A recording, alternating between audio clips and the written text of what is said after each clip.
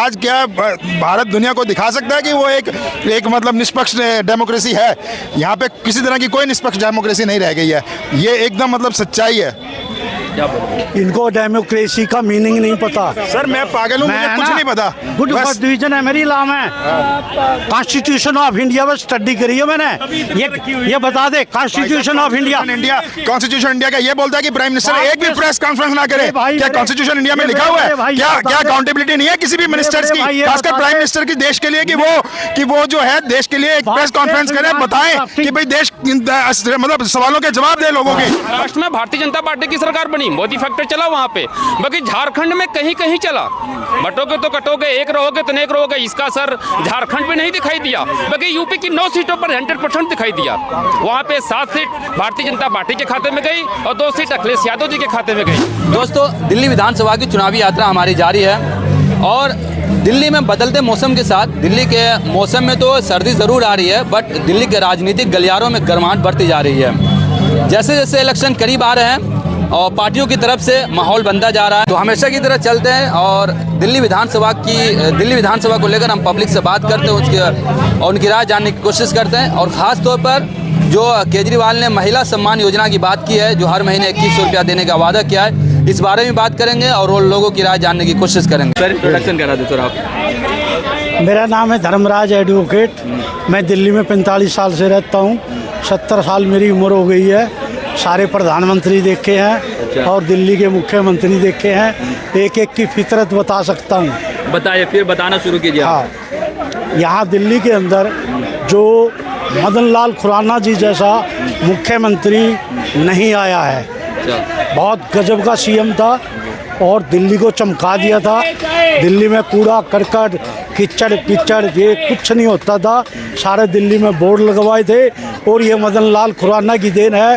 राजेंद्र गुप्ता तत्कालीन transport minister होते थे। 5 आदमी और होते थे। 7 आदमियों का डेलीगेशन जापान गया था।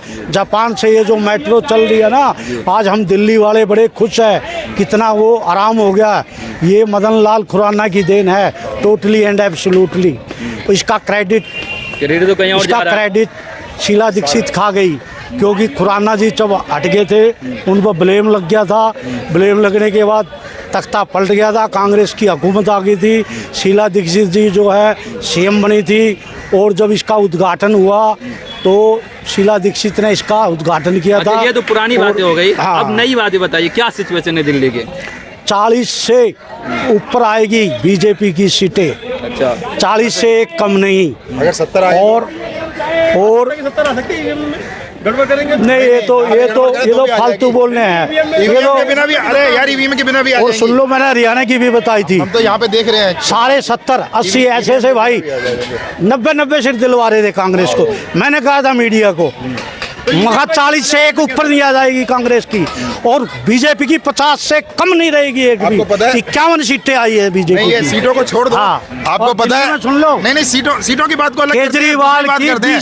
अभी एक बहुत अच्छी न्यूज़ है कि हमारे शिवशंकर जी यूएस में गए हुए हैं, तो इसलिए कि एक इन्विटेशन मिल जाए प्राइम मिनिस्टर जी को यहाँ आने के लिए, यूएस आने के लिए।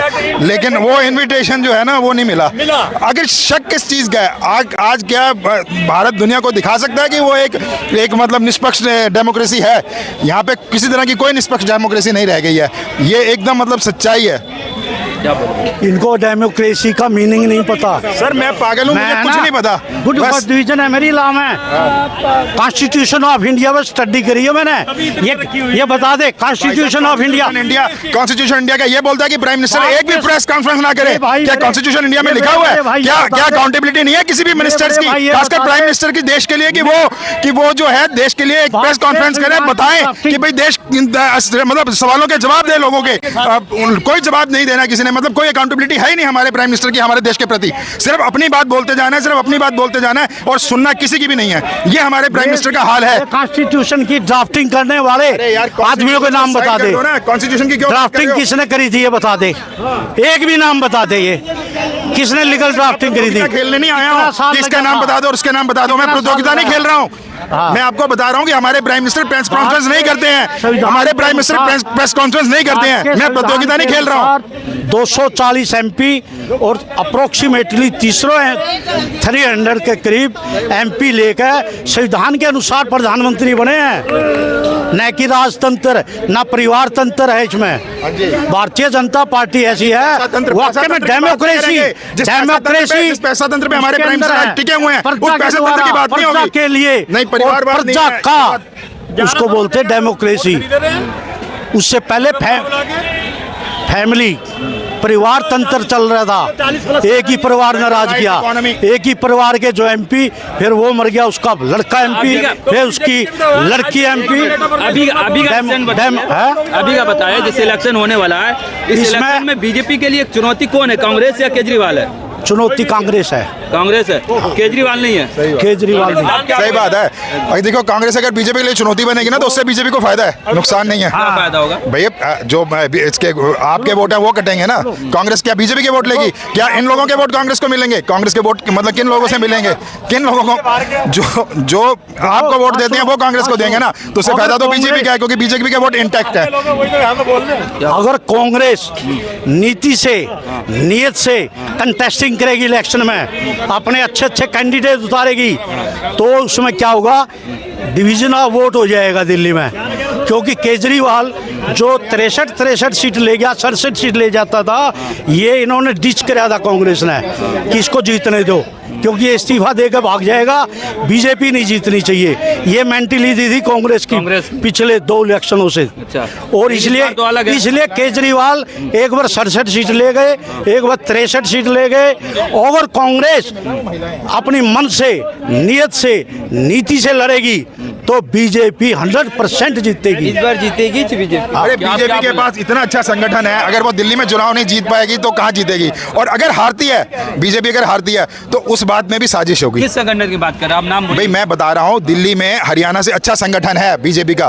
कौन है, नाम बताइए सर। पूरा संगठन है। आप यहाँ पे इंटरव्यू कर रहे हैं, आपको पता लगेगा कितने लोग बीजेपी को फेवर करते हैं। वो क्या वो संगठन का हिस्सा नहीं है? वो व्हाट्सएप से फैलाते हैं या किसी भी तरह से फैलाते हैं, या यहाँ आके बीजेपी के लिए, बीजेपी के पक्ष में प्रचार करते हैं। बीजेपी के पास एक बहुत मजबूत संगठन है। वो संगठन जो मजबूती है ना, दिल्ली की जो संगठन की मजबूती है वो हरियाणा से और महाराष्ट्र से ज़्यादा है। उसके बावजूद अगर दिल्ली में चुनाव हारा जाता है तो यहाँ भी बीजेपी की एक साजिश होगी। लेकिन मसला ये है ना, केजरीवाल के ऊपर जिस तरह से वादे किए हैं, उनके वादे पूरा न करने का आरोप भी है। केजरीवाल और कांग्रेस की जो आपस की जो रणनीति होती है ना, उसमें क्या है कि उस चुनाव हारने के पक्के संकेत थे। लेकिन अभी क्या है, अभी कांग्रेस अलग हो जाने से जो केजरीवाल हैं वो थोड़े से मतलब उनके लिए थोड़े अच्छे हो जाते हैं। इंडिया ब्लॉक किस चीज़ का नाम दिया भाई आप, जब एक साथ इलेक्शन नहीं लड़ पा रहे आप? हाँ तो ये तो उनको फैसला करना है ना। मैं तो नहीं उनके जाके बीच में समझौते करवाऊंगा। अभी राहुल गांधी केजरीवाल से समझौता करे। मैं आपको एक बात बता रहा हूँ कि भाई जो उनका इंडिया गठबंधन का आपस में टूटा हुआ है ना, उससे बिल्कुल बीजेपी चाहती है कि केजरीवाल इलेक्शन जीते, क्योंकि इससे 2 चीज़ें होंगी। एक तो ये कहने का मौका मिलेगा कि हम ईवीएम में कोई गड़बड़ नहीं है, या चुनाव में कोई गड़बड़ नहीं है, चुनाव एकदम ठीक हो रहे हैं। दूसरा ये है कि भाई ऐसा दिखाने की कोशिश की कि भारत में निष्पक्ष चुनाव हो रहे हैं। इससे बीजेपी को फायदा होगा। अगर बीजेपी यहाँ चुनाव जीतती है तो फिर लगातार जीता है, हरियाणा में जीते, महाराष्ट्र में जीते, फिर दिल्ली में जीते, बिहार में जीते, तो बाकी रह कौन गया? फिर तो बस बीजेपी की सरकार चलेगी। फिर तो मतलब डेमोक्रेसी रह कहाँ गई? अगर डेमोक्रेसी को बीजेपी स्टैब्लिश करना चाहती है तो दिल्ली में चुनाव हारेगी दिखाने के लिए। कौन? बीजेपी। ये आप क्या बोल रहे हैं? देखिए, दिल्ली की लड़ाई टफ है और इस बार बहुमत किसी के पास नहीं है। अच्छा। अगर कोई पार्टी सोचे कि अपने दम पे सरकार बना लूंगा तो ये नामुमकिन है। फिर कहीं न कहीं दिल्ली की 70 सीटों पर आप पार्टी का पलड़ा जो है भारी दिखता नजर आ रहा है। अगर मैं कुछ न कुछ तो कांग्रेस भी सीट निकालेगी। अगर कोई पार्टी सोचे कि हाँ, आप पार्टी को कांग्रेस का सहारा लेना पड़ सकता है, लेकिन कांग्रेस की शाखें तो कमजोर है दिल्ली में, तो कुछ तो निकालेगी, 2, 4, 6 कुछ तो सीट निकालेगी। पार्टी का 2, 4, 6 नाम हो, सीट पार्टी चलती है कार्यकर्ताओं से, पार्टी चलती है संगठन से।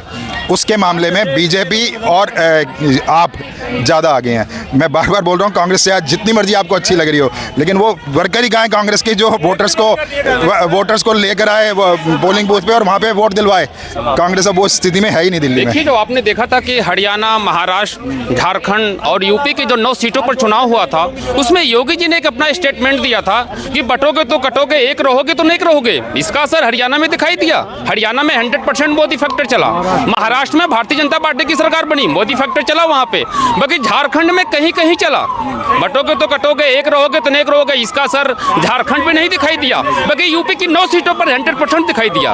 वहाँ पे 7 सीट भारतीय जनता पार्टी के खाते में गई और 2 सीट अखिलेश यादव जी के खाते में गई। बाकी जो दिल्ली विधानसभा की लड़ाई है, लड़ाई टफ है और हमें जहाँ तक लग रहा है कि आप पार्टी की सरकार जो है दिल्ली के अंदर बन जाएगी, नहीं रोक पाएंगे लोग। आप बटोगे नहीं कटोगा जिक्र कर रहे हैं, इस जो सेंटेंस से जुमला, इससे क्या समझे आप, क्या मतलब समझे आपने? इन्होंने एक एकता का संदेश दिया। वो जो स्टेटमेंट योगी जी ने दिया, वो स्टेटमेंट चला, उसका असर दिखाई दिया। हरियाणा में दिखाई दिया, महाराष्ट्र में दिखाई दिया, झारखंड में कहीं कहीं दिखाई दिया, यूपी के 9 सीटों पर भी दिखाई दिया। आपने देखा बड़े अच्छे किसको एकता करने की बात किया योगी ने? उन्होंने एक संदेश, ये बटोगा कटोगा जो नारा दिया गया था, इससे आप क्या समझे? हिंदू, सिर्फ हिंदू को एक तो ना, बाकी मुस्लिम और दूसरे लोगों को एक नहीं होना है? नहीं ऐसी बात नहीं। योगी जी ने जो अपना एक स्टेटमेंट दिया था कि बटोगे तो कटोगे, एक रहोगे तो नेक रहोगे।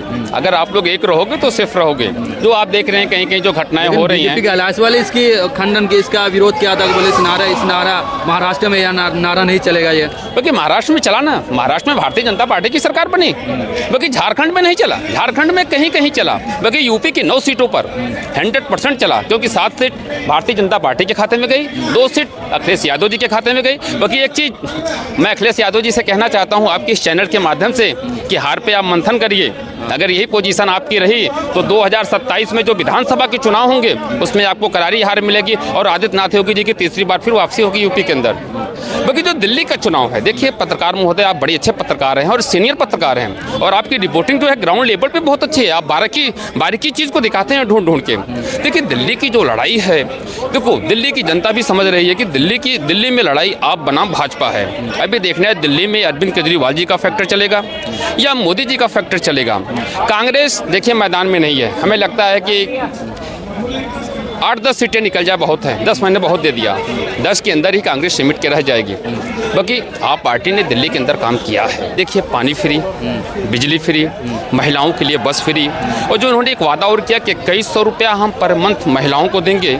इन्होंने घोषणा और किया है कि हम 18,000 रुपया जो मंदिर के पुजारी हैं, सिख गुरुद्वारे जो भी हैं उसमें लोग काम कर रहे हैं। उन्हें तो फंस गए वो, फिर वक्त वाले दावा कर रहे कि भाई हमारी इमामों की तनख्वाह बाकी वो तो दे नहीं रहे और नए का दावा कर रहे। देखिए ये सब पॉलिटिक्स है, लोगों को मिल रही है, पहले मिल रही थी ना, हो सकता है किसी कारण बस अगर रुक गई है तो उनको मिलेगी। क्योंकि देखिए अरविंद केजरीवाल जी की ईमानदार आदमी हैं और उन्होंने दिल्ली के अंदर काम किया। उस चीज़ को बोल रहे हैं कि अगर हमने काम किया है तो हमें वोट दीजिएगा।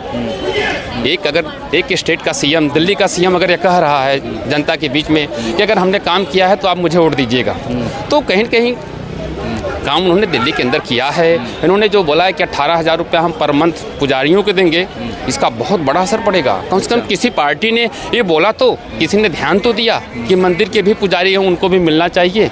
ये बहुत बड़ी चीज़ है और इस बार लोग आप पार्टी के पक्ष में मतदान करेंगे और दिल्ली की 70 सीटों पर झाड़ू चलेगी। देखो दिल्ली में लड़ाई आप बनाम भाजपा है। आप देख रहे हैं नई दिल्ली विधानसभा क्षेत्र से एक तो अरविंद केजरीवाल जी चुनाव लड़ रहे हैं, वहीं शीला दीक्षित जी के लड़के संदीप दीक्षित भी चुनाव लड़ रहे हैं। बाकी नई दिल्ली विधानसभा क्षेत्र से मैं आपके चैनल के माध्यम से बोल रहा हूँ, मैं नई दिल्ली विधानसभा क्षेत्र का मैं वोटर भी हूँ। अरविंद केजरीवाल जी की वहाँ से ऐतिहासिक जीत होगी, नहीं हरा पाएंगे लोग, क्योंकि उन्होंने काम किया। मैं उनके पास खुद गया हूँ, मैं दूसरों की बात छोड़ दीजिए, मैं अपना काम बता रहा हूँ। मैं उनके पास खुद गया हूँ। हमारे मंदिर पे पेयजल की मशीन नहीं थी, हमारे मंदिर पे लोग दूर दूर से लोग आते हैं। मैं बीजेपी के पास भी गया हूँ, बाकी बीजेपी काम नहीं करती, लेकिन मैं आपके चैनल के माध्यम से बोल रहा हूँ नहीं काम करते लोग।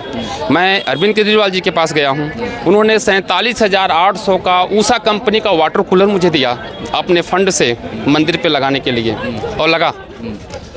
मेरे मंदिर पे आरसीसी कैमरे नहीं थे, उन्होंने 6 आरसीसी कैमरे लगवाए।